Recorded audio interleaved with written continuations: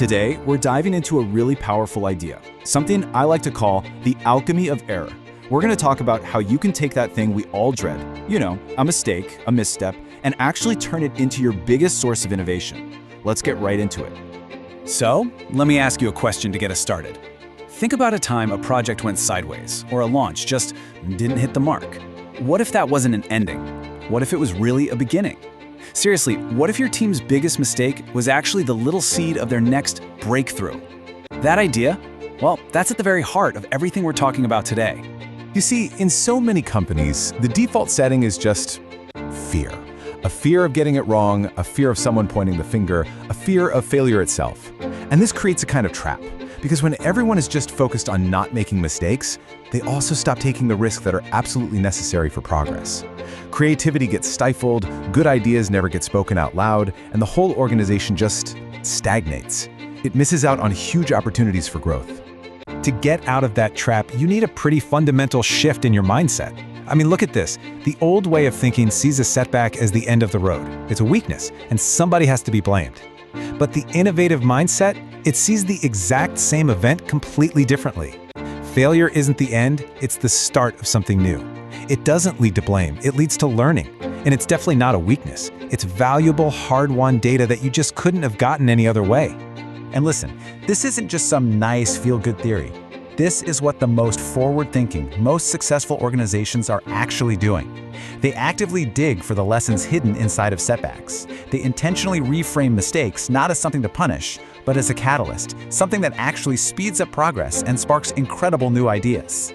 So how do you actually build a culture like that? Well, it all comes down to one crucial ingredient: psychological safety. That's the bedrock. It's this shared belief on a team that it's okay to take risks with each other.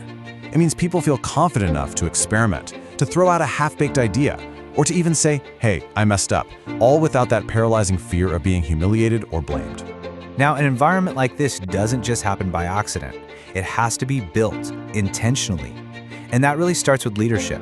Leaders have to model it themselves by being open about their own mistakes. They have to actively encourage people to try new things. And, this is so important, they have to promote accountability, not blame. Accountability is about owning the outcomes so we can learn. Blame is just about punishment. They're worlds apart. So, let's get practical. What do you do when a setback happens? Well, innovative teams don't just sweep it under the rug. They run a learning review. It's a totally blame-free, structured process. First, you just review what happened, just the facts. Then, you dig deep to find the real root causes, not just the obvious stuff. Step 3 is the magic one. You extract the key insights. What did we really learn here? And finally, you turn those lessons into concrete actions for whatever you do next.